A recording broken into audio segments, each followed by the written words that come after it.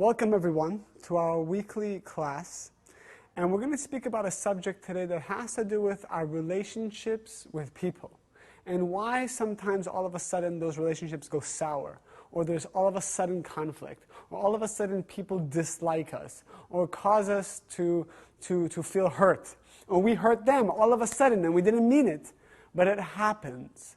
And it's a subject that we need to speak about so we can go to the root of the problem and truly understand, why does this keep happening to me? Why is it that all of a sudden sometimes I can hurt someone or say something I shouldn't say?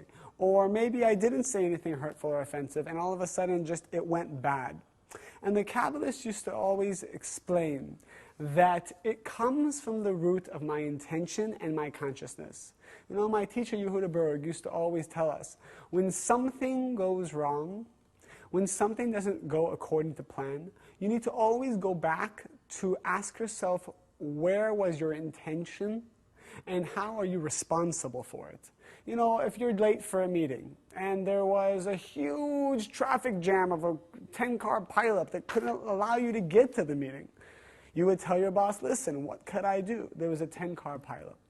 But the Kabbalists would say, what is it that you have within yourself? What is wrong with you? What is it that you need to transform? Because if you had transformed it, you would have had a divine inspiration to leave half hour earlier before the 10-car pileup. Or you would have had the inspiration to be on that side of town for some reason and then avoid that route. You don't know. But the point of the matter is, when a person is taking responsibility in transforming his nature and connecting to what we call is the light of the Creator, the source of all blessings and fulfillment, and building this protection around him or her, they will be at the right place at the right time. Doesn't matter what the excuses are. The excuses mean nothing. The excuses belong to people who don't transform themselves. King David, one of the greatest Kabbalists to ever live, would always say that when someone was murdered or when a robbery occurred in his country, in his nation, he would search the whole nation for this thief or this murderer, but he always realized at the end of the day, he was the one to blame. He was the one to blame. What does it mean? The king of the nation was the one to blame? He told himself, if I am the king of this nation and someone is robbing, it means that there's something wrong with my consciousness that's allowing the thief to exist in my nation. Also, when someone used to accuse King David before he was a king, he was a child that people used to always pick on. They used to accuse him of stealing things that he never stole. He realized, if they're accusing me, there must be some truth to it. Maybe I'm a thief in other areas of my life. And he would admit to stealing it, even though he didn't steal it. He would admit to it, and he would say, allow me some time to return the possession.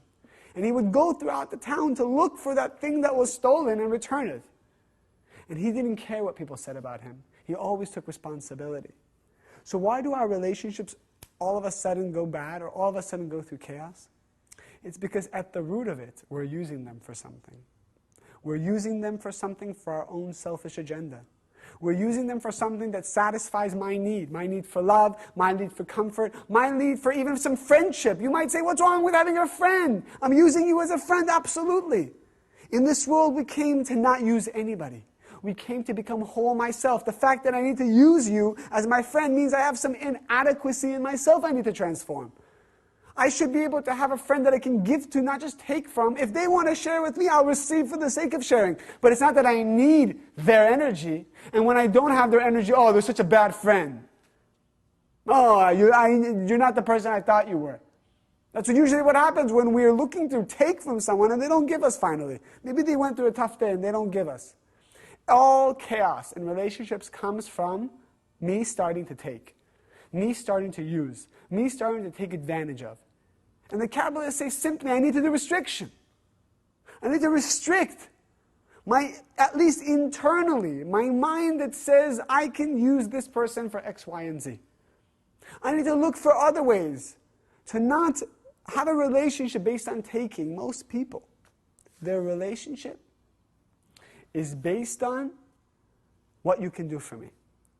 Most romantic relationships are based on two people leaning on each other.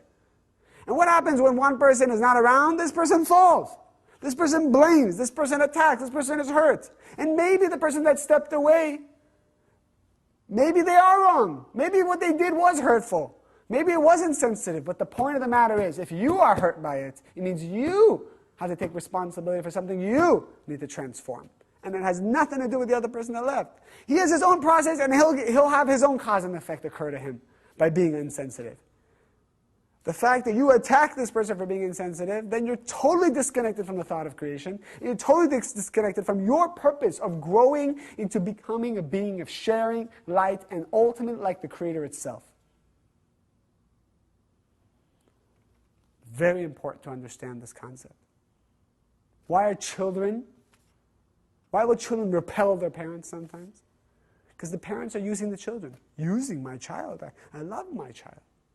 Maybe you're using your child to live vicariously through them, to help them accomplish things that you never accomplished, and that's how you feel good about yourself. Yeah, but I want my son to be happy. Yeah, but if there's even 1% of your agenda to be a proud father, this is also going to cause chaos. What's wrong with being a proud father? It's agenda. Yeah, but I'm helping my son. Doesn't matter. Kabbalah, we learn to be 100%. It's not enough that 95% of you is giving, and the other 5% of you is selfishly wanting to be the proud father. The solution is at least to acknowledge, you know what, I have this pride and I want to remove it. At least this will create some protection. A person who's in denial of his agenda is bound to have chaos because of his agenda. And I'll say that again. A person who is in denial of his agenda is bound to have chaos at the hands of his agenda. Our first step is to admit our agendas. At least admit it to ourselves. And by doing that, we create a protection with the people around us. And the light of the Creator will come and create a harmony that otherwise would not be there because of my ignorance. Take a piece of paper. Write down the names of the people closest to you in your life. Odds are that the reason they're so close to you is because they're giving you something and you're taking it from them.